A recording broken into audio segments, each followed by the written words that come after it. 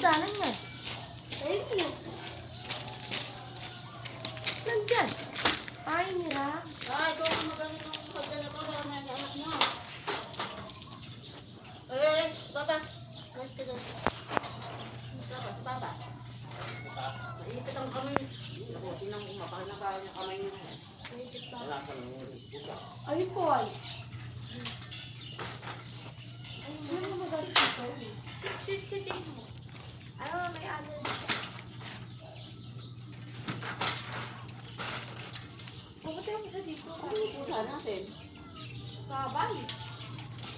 Ano? Ano mo? Ha? Inalabas ko ngayon eh. Baka meron tayo. Dito mo sa wang. Ano eh? Teka. Ayun, hindi ka. Magpaaraw ka rin sa terrace Teka. na kita yun eh. Takot ka no? Papatamang tayo. May pili yata.